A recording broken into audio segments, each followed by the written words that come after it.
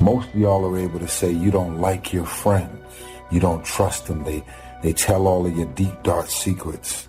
So why are they still there? If your life and the people that you have in your life creates nightmares for your life, what makes you think that because you're going to sleep that your mind is going to stop? The nightmares that you're having while you're awake, you're witnessing nightmares. Drama, dysfunction, negative people, you consuming your life. It's like, oh, there's negative dysfunction and drama, and you're going to walk into the direction of dysfunction and drama. The number one thing that's going to change your life, the only thing that will change your life, change your business, change your money, is you must raise your standards.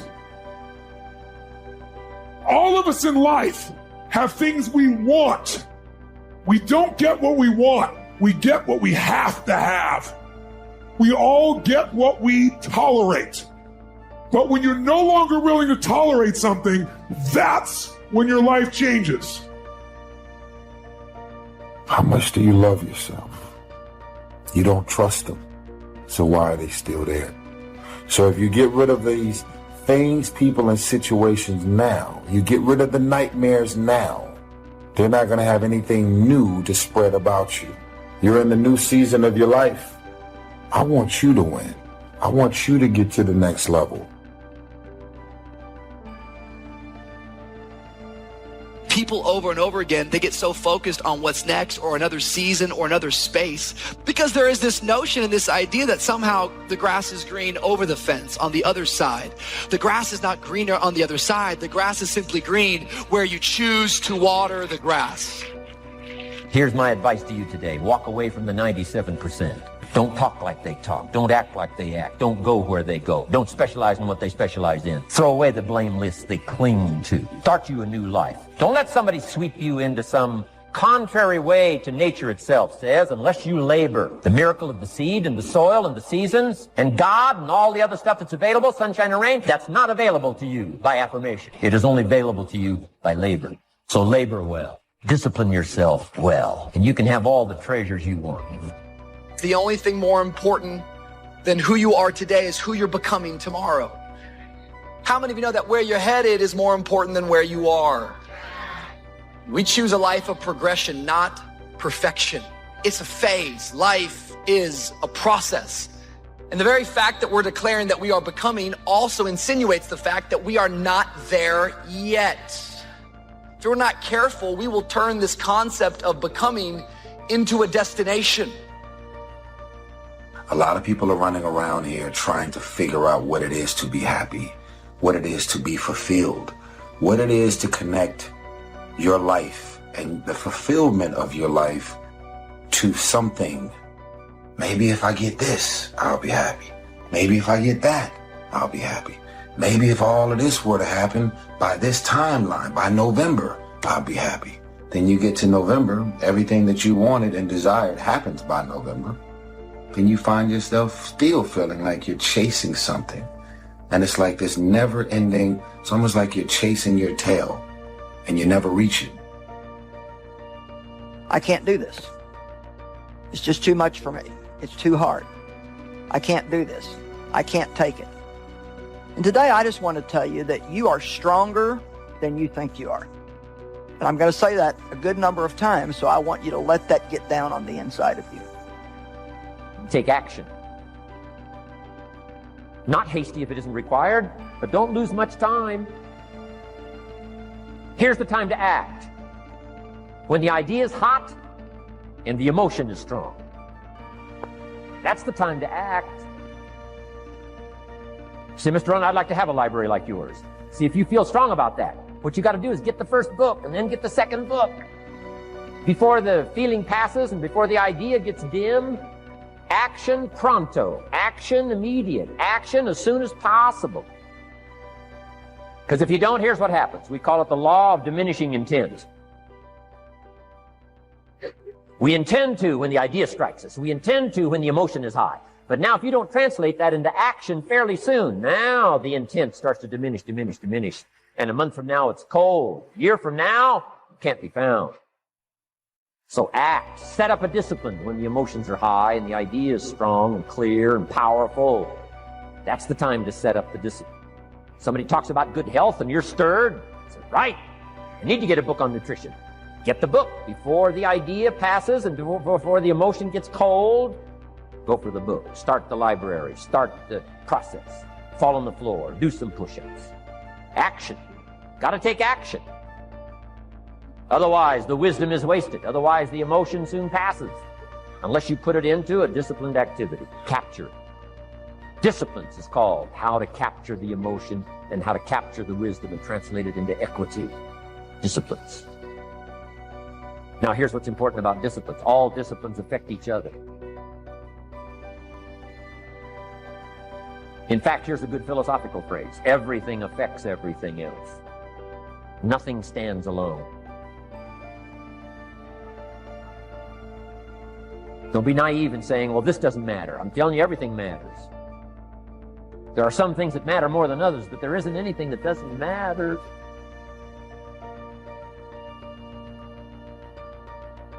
We all pity the man who says, well, this is the only place I let down. Not true. Key to take home. Every letdown affects the rest of your performance. Every letdown affects the rest. This is part of the educational process on personal development. If you don't take the walk around the block, you probably won't do the apple a day. If you don't do the apple a day, you probably won't start building your library. If you don't build your library, you probably won't keep a journal, and you won't take pictures, and you won't do this, you won't do wise things with your money, won't do wise things with your time, won't do wise things with your possibilities and relationships, and the first thing you know, 6 years of that accumulated, and we say you have messed up. So the whole key to reversing that process now is to start picking up these disciplines. Now here's the positive side. Every new discipline affects the rest of your disciplines. Every new one affects the rest. The difference in people is their standards, period. Everyone in the world has a list of things they think they should do. I should lose weight. I should work out. I should work harder. I should make more calls. I should. And then you know what? People don't do that. Yes, starts to erode. It's like, instead of doing your best, doing just a little less than your best. Sure enough. You say, well, it's just going to affect my sales. No, it's going to affect your consciousness. It's going to affect your philosophy. Now you've begun in the slightest way to affect your own philosophy. Here's the problem with the least neglect. Neglect starts as an infection. And if you don't take care of it, it becomes a disease. And one neglect leads to another. And the worst of all, when neglect starts, it diminishes our self-worth, our self-confidence, our self-value. You say, well, how can I get back my self-respect? I'm telling you, you don't have to go to 29 classes. All you have to do is start the smallest discipline that now corresponds to your own philosophy, like I should, and I could, and I will. No longer will I let neglect stack up on me so that I will have the sorry scenario 6 years from now, giving some excuse instead of celebrating my progress. That's the key to discipline. Okay? Let's get kids involved in the least of disciplines. One more, and then one more, and then another one, and then another one, and then some more. And the first thing you know, you're starting to weave the tapestry of a disciplined life into which you can pour more wisdom and more attitude and more strong feeling, more faith and more courage. Now you've got something, a vessel in which to put it. And now the equities start to flow. And the early return, I'm telling you, if you'll start this process, the early return will have you so excited. You'll commit yourself to this strategy for the rest of your life. You'll never go back to the old ways. Join a new crowd. Join a new group.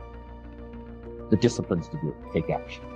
I recommended the last time I was here, the little book, Richest Man in Babylon, and I said I've lectured now to over 3 million people in the last 33 years, and I've recommended this little book to almost all of them, I think.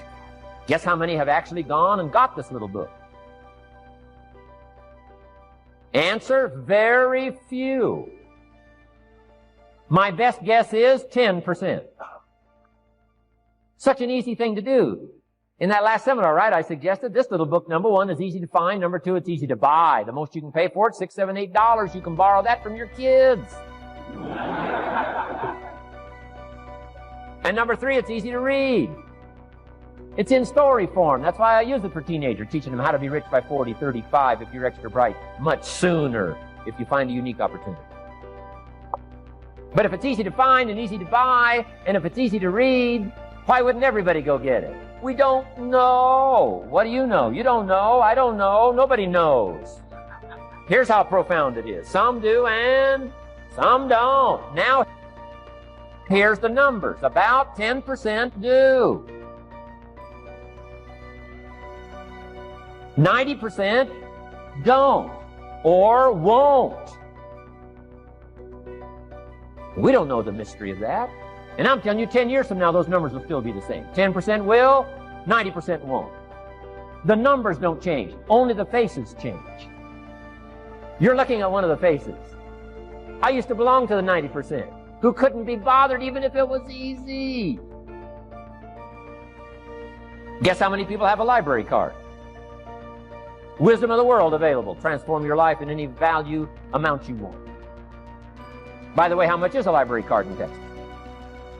Free. Here's what free is. Easy. I mean, it can't be any easier than free. Somebody says, well, would you bring it by? Well, no. At least you got to go get it. No. There are moments that try the human soul so violently and so perplexing that if the truth were told, all of us have had moments that we wanted to throw up our hands and walk away. Discouragement can creep in secretly, hide behind clothes, makeup, hairdos. Discouragement is so bold that it will even hide behind a smile. It will always ride to work with you. And if it doesn't catch a ride going to work, it'll catch a ride on the way back home. Discouragement will go into a tent. It will walk right into a Section 8 neighborhood. But don't think that it stops. Discouragement will walk right into a middle-class house. It won't just stop there. It'll go in a mansion and sit on the side of a jacuzzi and tell you life is not worth living. If you listen at discouragement, it will cause you to make bad decisions. It will cause you to think that life is not worth living. And secretly, behind the facade of a smile and a good morning and a praise the Lord and a how are you, you will wonder if you're ever going to get out of what you're into. One of the things that we know about life is that it is always changing. Sometimes you're up, sometimes you're down. Sometimes you're happy, and sometimes you're sad. Now that's that thing called life. And when we begin to understand and know that, accepting that reality that we will never ever have things just on an even keel all the time, that you're going to have some ups and you're going to have some downs. But during those down moments, that's where the growth takes place. That's where the work is. Anybody can feel good when they have their health, their bills are paid, they have happy relationships, the children are acting normal, business is successful. Anybody could be positive then. Anybody can have faith under those kinds of circumstances. See, but the real challenge of growth, mentally, emotionally, and spiritually, comes when you get knocked down. Adversity introduces a man to himself or a woman. How you handle it, that's where the growth takes place. And you can run faster with 100 who want to go than with one around your neck. These people are bad for your health. Toxic relationships are relationships with people that always criticize you. All they can do is find fault. All they can do is just exploit your weaknesses. All they can do is remind you of the mistakes that you've made in the past. How do you think? And how do you get to think the way you think? And what made you think what you think right now? The history that created you is still with you. And even though you wear different clothes, drive a different car, it's the same person. Because somehow our history is so heavy, it's tough to cut loose. We still apologize for being successful. We feel ashamed to be in charge. See, there's some people that aren't good for you.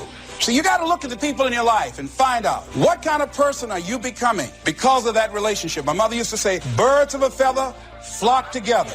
You run around with losers, you will end up a loser. Now listen to me. I don't care if you're sick. I don't care what you're going through. If you're not dead, he ain't through with you yet. As long as you're waking up, you still in the game. You can still make it happen. As long as that breath in your nostrils move, you still in the game. You still can win. Now get your butt up. This is time to look at the relationships in your life and ask the question, what kind of person am I becoming because of this relationship? Am I growing mentally and emotionally and spiritually? Am I becoming a better person because of this relationship? Is it an asset to me or a liability? Don't save that last bullet for yourself. You lock and load that last bullet and you shoot it at your enemy. And you keep fighting and you keep fighting no matter what. And if you feel like your life is in a place where you can't get any lower, good. Because that means the ultimate challenge is ahead of you. It means you can only go up. See, but will cause you to procrastinate. But will cause you to hide out behind fear. But will cause you to come up with all type of excuses that you can validate your inaction. And right now, more than ever, people need to look for ways to live their dream. People need to look for ways to make it on their own. There is no such thing as job security. There's no such thing as a storm-proof or tragic-proof life. Discipline is defined as self-imposed standards for the sake of a higher goal. All leaders have to have the quality of self-discipline. You are not a leader if you are not self-disciplined. A leader doesn't need much discipline from the outside. They self-impose discipline on themselves. And that is what we call self-discipline.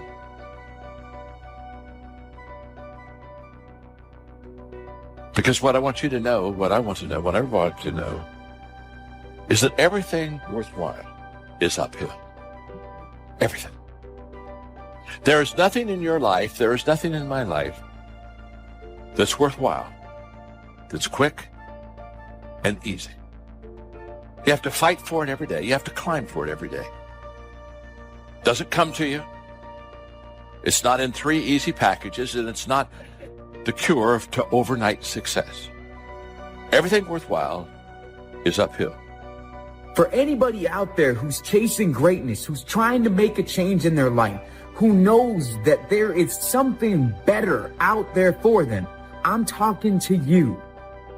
Because on your journey to whatever you want, right? To that ever elusive best version of yourself, there's going to be times in your journey where you catch yourself comparing your path to others. And that's the problem. There are those of you, you're still immature. When your excitement is up, your effort is up. But when your excitement goes down, your effort goes down. For some of you, you're too seasonal. When you're excited, man, you coming to work the first week, the first month, the first 3 months when you got that job, you were excited, and so you were putting forth efforts.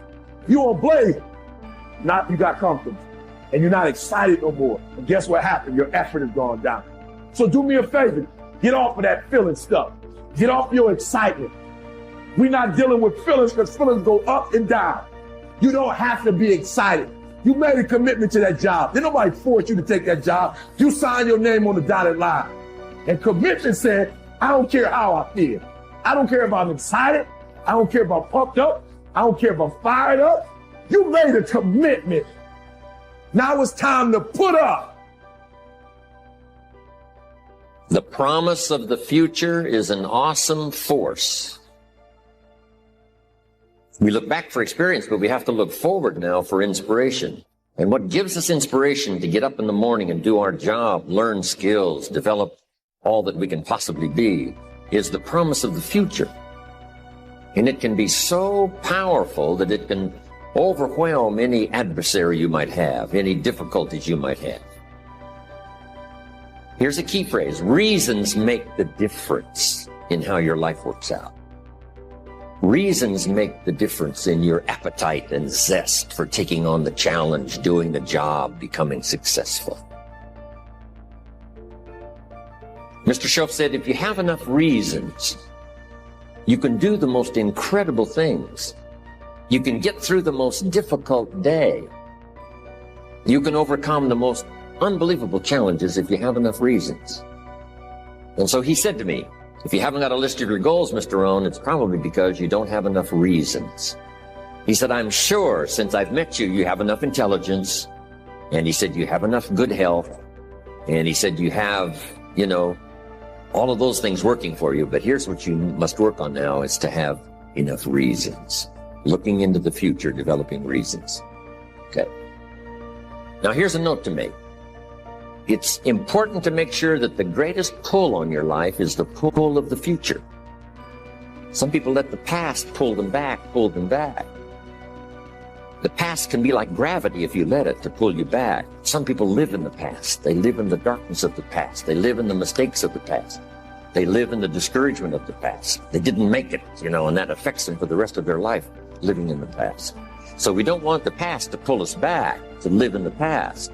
So make this note. Dreams and goals can become magnets. Dreams and goals can become magnets. And the stronger the goal, the higher the purpose, the more powerful the objective, the stronger this magnet is that pulls you that direction. You are everything. Keep trucking and keep doing the things that you need to do. There's greatness in you. Say it as many times as you have to. It can even start as a whisper. There's greatness in you. But keep repeating it because the mindset works best with consistency. Even when it hurts, even when it's hard. Keep moving forward. Keep believing in yourself. Every multimillionaire and every multi-billionaire in this world that are living on the top have all decided that I'm going to commit myself to this career, this vision, this goal. No parties. They're going to call you names. They're going to say you're corny. They're going to call you a square. Those are the characteristics of a champion. Those are the characteristics of someone that have said that I have decided that I'm going to create a shift in this universe. When I'm discouraged, I need somebody to come alongside me to encourage me that weeping may endure for a night, but joy comes in the morning. That kind of talk wakes up my faith. Most of us go through life pretending that everything is okay, pretending that we don't have any special goals or ambitions or desires, pretending that we're satisfied where we are. But if you look at our behavior, if you judge based upon what we do, see, a lot of people pretend that they want more out of life, but all you have to do is watch their actions. That will tell you something. Some of y'all playing. Stop playing. You talk about you want to be successful. Stop tripping. You ain't serious. If you say it's too much, if you say you can't do no more, it means you don't want it. You're not willing to make the investment. It ain't never too much if you really want it. It's not the most talented person that succeeds. Talent don't mean a doggone thing if talent don't show up. It's not the quickest. It's not the fastest. It's not the strongest. No. That's not the person who makes all their dreams become a reality. Sometimes it's less talent and more effort. So here's what we want to do in our goal setting session is to start looking into the future of what you would like to accomplish and where you would like to go, the person you would like to be, and see if you can't get a better picture of the finished objective. See yourself there. See yourself in possession of. For your dreams to greatly influence you, or the future to pull you, your future must be well planned. There are two ways to face the future. One is with apprehension, the other with anticipation. Guess how many people face the future with apprehension? Why? They don't have it well designed. And without really thinking about it, they have probably bought someone else's view of how to live. You will face the future with anticipation when you have planned a future you can get excited about, when you have designed your future results in advance. In this way, the future will capture your imagination. It will exert an enormous influence on you. And to design your future, you must have goals. Well-defined goals are like a magnet. They pull you in their direction. And the better you have defined them, the better you have described them, the harder you work on them, the stronger they pull. And they pull you through all kinds of difficulties too. Without goals, it is easy to let life deteriorate to the point where you're just making a living. It is not difficult to get trapped by economic necessity and settle for existence rather than substance. We all have a choice. We can either make a living or design a life. Now we're going to take some time to actually start designing the next 10 years of your life. We're going to start setting your goals. Goal setting is one of the most important skills to develop if you want to design your future. I'm going to give you enough homework not only to keep you busy for the rest of your life, but also to help you create the kind of life you may have always dreamed about living, but never believed possible. So let's get on with it. The sooner you exert the discipline, the sooner you will be enjoying the results. Once the results start to come, believe me, you won't mind the hard work and discipline it's going to take. Now, get a sheet of paper, and at the top of it, write the words, long-range goals. I'm going to ask you some questions, and I want you to jot down the answers. If you don't have paper and pen handy, follow along with me now anyway, just listening. Then later, listen again when you can write down your ideas. After I've asked the questions, which is the first part of this exercise, you can stop the tape and work on your answers. Entitle this part of it now, Workshop. And under the workshop, I'm going to ask a series of questions, and it's going to serve as a model so that you can teach this to your children, you can teach it in classes, you can teach it anywhere. Under the workshop, now here's the first question. What 5 things have you already accomplished that you're proud of? Let's take some credit before we go to work on the future. We've accomplished some things in the past. Let's give ourselves credit for that. What 5 things have you already accomplished that you're proud of? So I want you to make a note of that question, and then I want you to do the exercise. Make a list of 5 things that you can think of that you've already accomplished that you're proud of.